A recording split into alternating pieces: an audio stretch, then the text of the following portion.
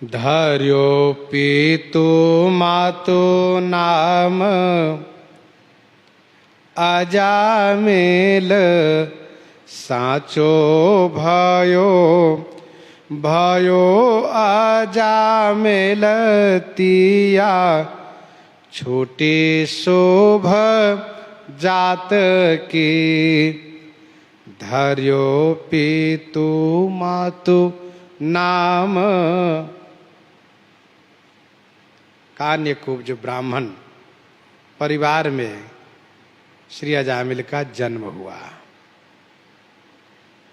संतों ने कहा कन्नौज में, कान्यकुब्ज ब्राह्मण में इनका जन्म हुआ, कन्नौज में।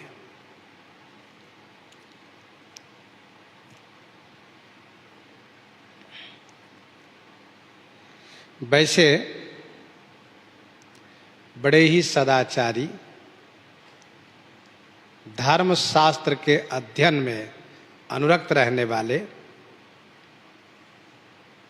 शुभ कर्म में प्रवृत्त रहते थे, सदाचारी थे, शास्त्रज्ञ थे, धर्मशास्त्र के विद्वान थे और सत्कर्म में हमेशा प्रवृत्त रहते थे अजामिल जी। इनके माता पिता ने इनका नाम अजामिल रखा। स्वामी प्रियादास जी कहते हैं धर्यो पितु मातु नाम अजामिल। हुआ ये कि सचमुच इनको अजा से मेल हो गया। साचो भयो भयो अजामिल। इसीलिए माता पिता को चाहिए कि अपनी संतान के नामकरण को सोच विचार करके करें। अच्छा नाम रखना चाहिए।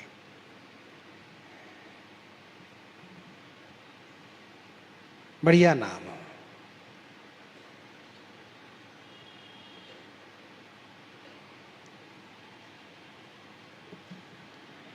एक संत जी से किसी ने पूछा कि आप श्री राम जी के भक्त नहीं हुए, श्री कृष्ण के भक्त हुए? तो कहा कि मेरा नाम जब नंददास रखा गया तो मैं नंद नंदन का ही भक्त बनूंगा।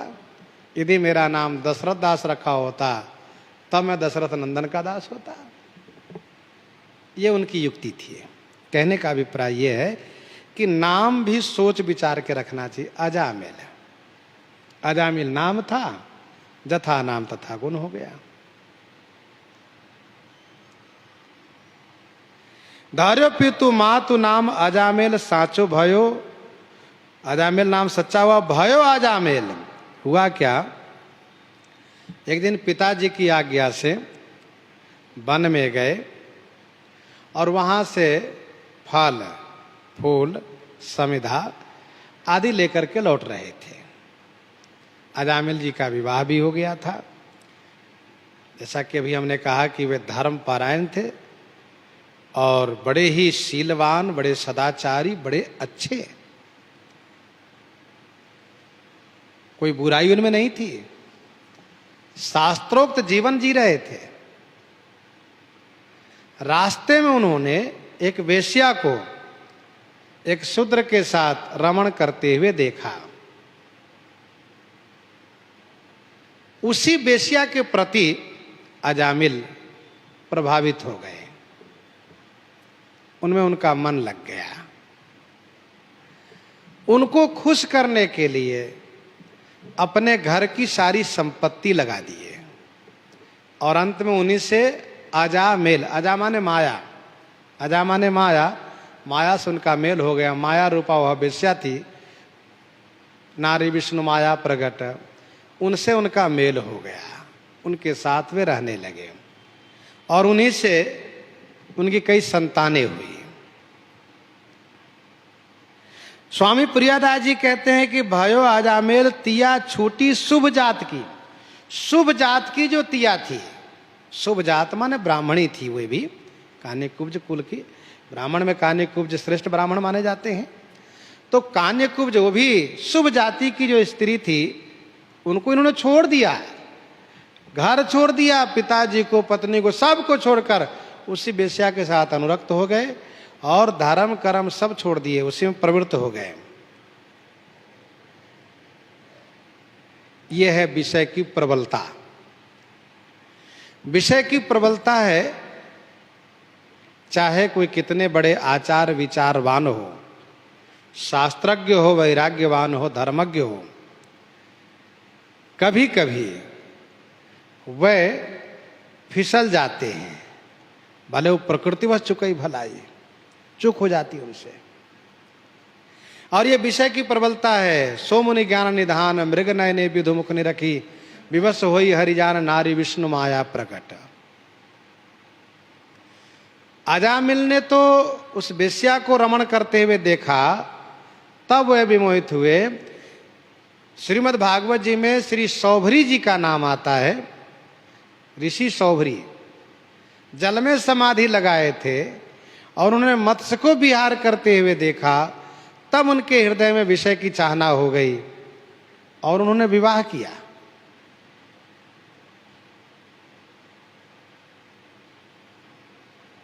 शंभु मनु के पुत्र मरीचि, प्रजापति मरीचि के पुत्र ने श्री ब्रह्मा जी को उपहास कर दिया। तब जब ब्रह्मा जी विषयवश होकर के श्री सरस्वती जी के पीछे गए, तब उस समय उन्होंने उसे उपहास की हंसी किया, तो उनको भी दंड भोगना पड़ा। अर्थात महापुरुषों को उपहास नहीं करना चाहिए। इस बात को यहाँ कहने का मतलब यह है कि अजामिल ने पूर्व जन्म में श्री पराशर जी को बहुत उपहास किया है और श्री पराशर जी ने श्राप दिया कि तुम मुझे हंस रहे हो, आने दो समय तुम वेश्या के साथ ही जीवन भर रहोगे, तुम्हारी खूब हंसी होगी। हंसो हम ऐसो ले फल। चित्रकेतु राजा ने भगवान शिव को हंसी उड़ाया, उनको असुर होना पड़ा।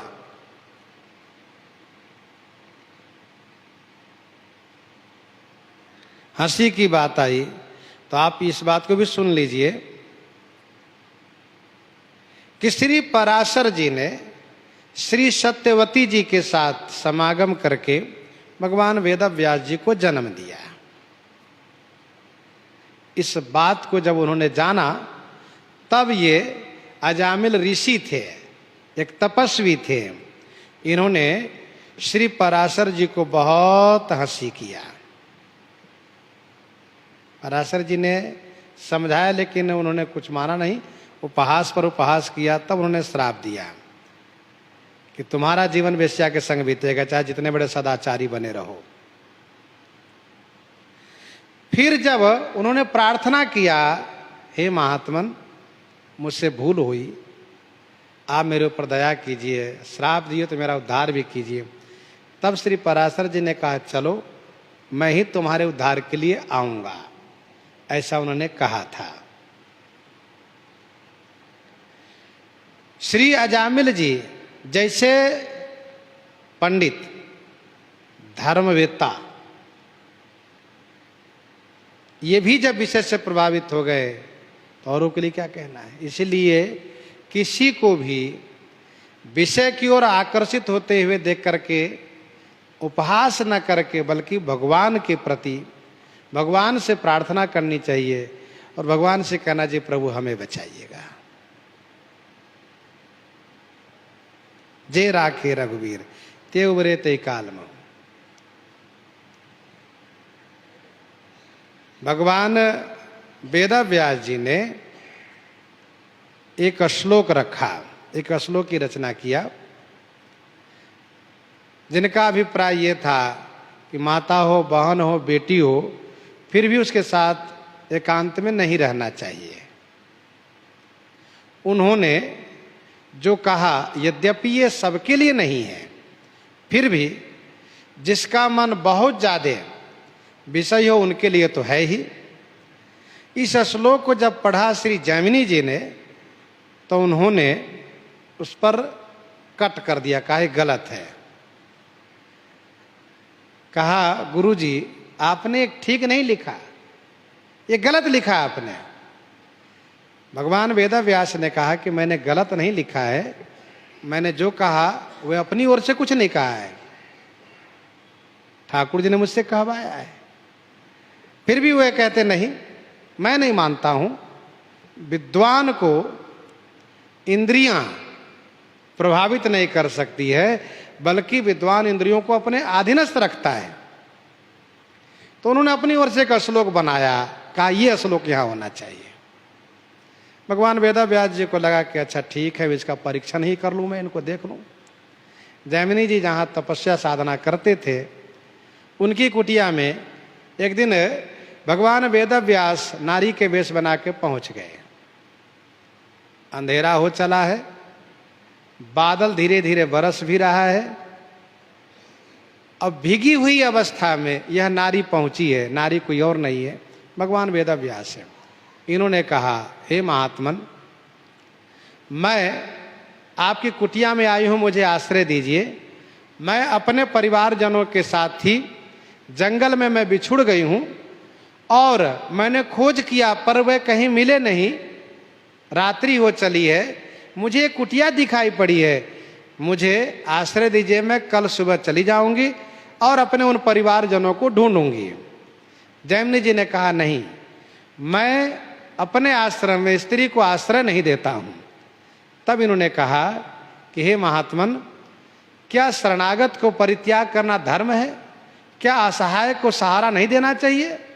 आप अपने आश्रम के किसी कोने में मुझे रहने दीजिए, ये मेरा निवेदन है आपसे। जब इन्होंने इस प्रकार से कहा, तब जैमिनी जी ने कहा, लो इस कुटिया की चाबी लो और इसमें तुम निवास करो और भीतर से कुंडी लगा लेना। रात्रि में कोई भी तुम्हारे दरवाजा खुलवावे मत खोलना, कदाचित मैं भी कहूं तब भी नहीं खोलना। तो भगवान वेदव्यास मन ही मन सोचने लगे, देखा इनके मन की कमजोरी। अभी अभी से कह रहे हैं कि यदि रात्रि में यदि मैं भी कहूं खोलने के लिए तो मत खोलना। ये बड़ी बड़ी बात कर रहे थे, अभी तो रात्रि होने दीजिए, देखे क्या होता है। भगवान वेदव्यास कुटिया के अंदर गए, किवाड़ बंद किए और फिर अपने स्वरूप में आकर के, वेदव्यास के रूप में आकर के ध्यान लगा लिए, बैठ गए, भजन करने लगे। अब रात्रि हुई, मध्यरात्रि हुई, तब इनका मन प्रभावित हुआ, इंद्रियों ने इनको विचलित कर दिया जैमिनी जी को। जैमिनी जी ने कहा, दरवाजा खोलो। उन्होंने मना किया कि नहीं, महाराज ने मना किया है। कहा, मैं महाराज ही बोल रहा हूं। कहा, नहीं, उन्होंने कहा था, मैं कहूं तभी नहीं खोलना। उनको याद आया कि मैंने तो मना किया है, सही बात है। तब उस कुटिया के ऊपर से जा करके, क्योंकि घास की कुटिया थी, तो उसके ऊपर वाले भाग को चीर करके, उसको हटा करके, और वे नीचे कमरे में जैसे उतरते हैं तो देखते हैं गुरुजी महाराज। साष्टांग प्रणाम किए। भगवान वेदव्यास मुस्कुराने लगे। जैमिनी, अब बताओ श्लोक गलत है या सही? तुम्हें यह लगता है कि मैंने लिखा? मैंने नहीं लिखा, मैं तो किन्हीं की प्रेरणा से लिखा। जिनकी प्रेरणा थी उन्होंने लिखवाया, भगवान की ओर इशारा है उनका।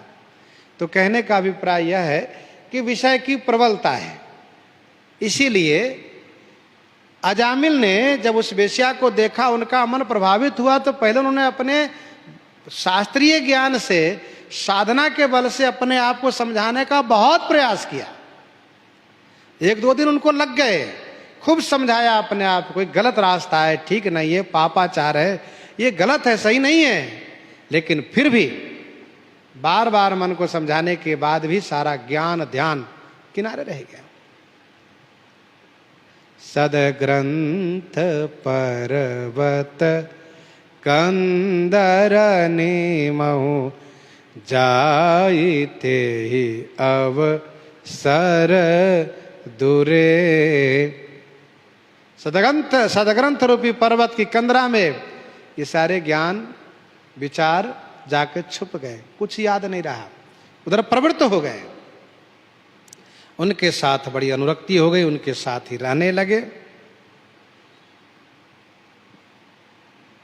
स्वामी प्रियादास जी कहते हैं, तिया छोटी शुभ जात की, कियो मद पान सो सयान गही दूरी डार्यो, गार्यो तनु बाही सो जो किन्हो लय के पात की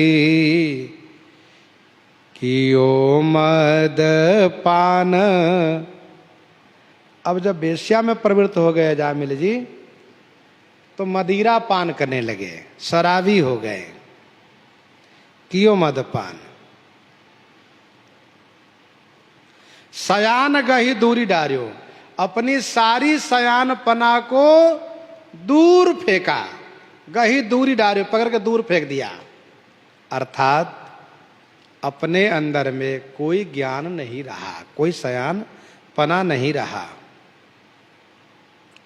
गार्यो तन वाही सो, उसी बेस्या सो अपने तन गार्यो, गार्यो मानो उसमें अनुरक्त कर दिए, लिप्त हो गए।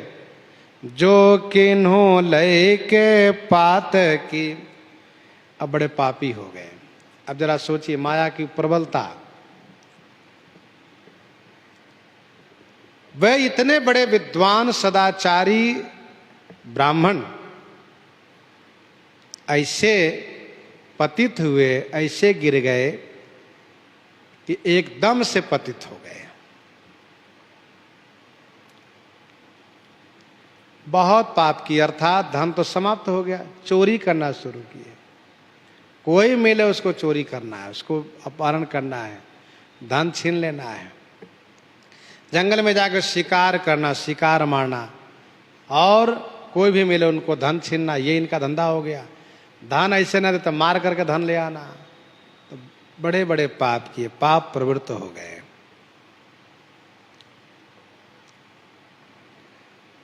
समय आया, श्री पराशर जी महाराज को ध्यान आया, अरे वो तपस्वी, वो ऋषि तो बेचारा अजामिल बना बैठा है। मैंने उनसे कहा था कि मैं उद्धार करूंगा, अब चलना चाहिए उसकी खोज में। तो श्री पराशर जी महाराज ही संतों की जमात लेकर के टहलते हुए आ गए उसी गांव में और पूछा।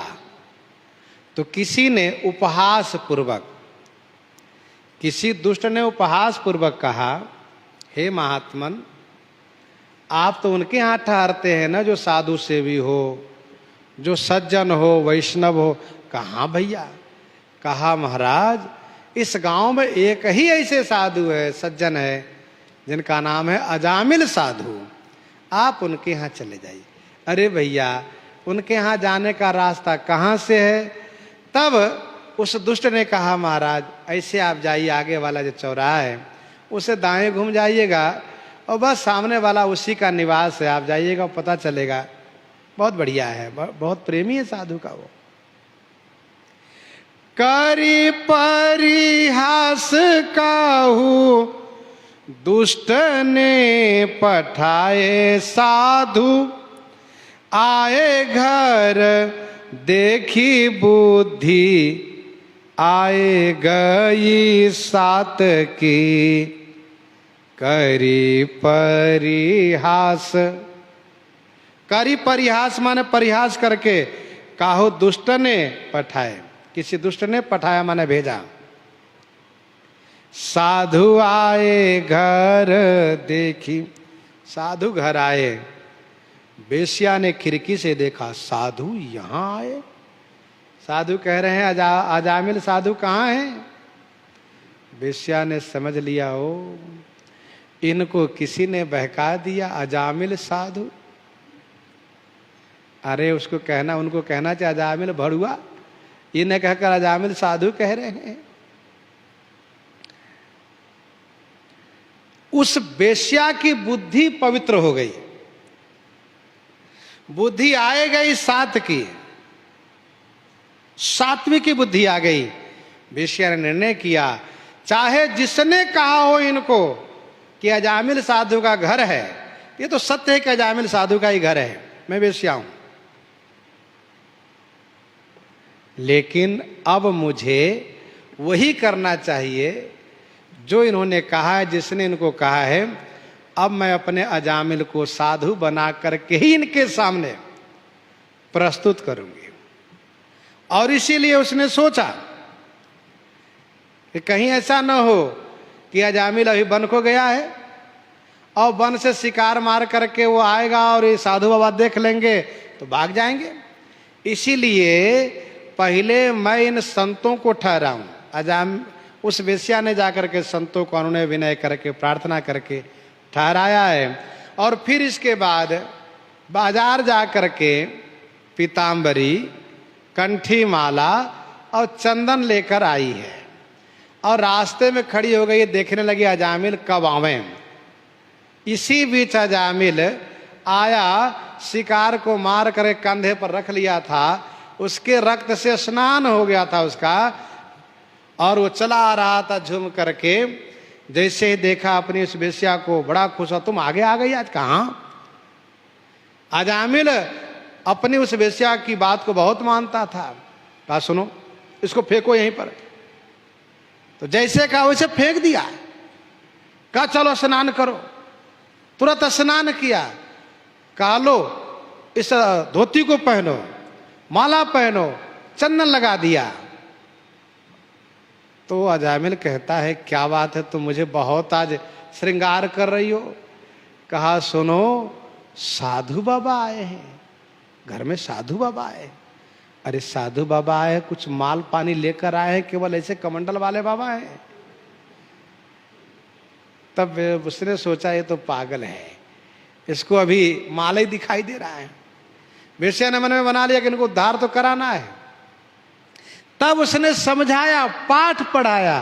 कहा सुनो साधु बाबा के पास चलकर कहना महाराज आप लोगों ने बड़ी कृपा की कि मेरे पास आए, मेरे घर आए। मेरा सौभाग्य है कि मेरा घर पवित्र हो गया।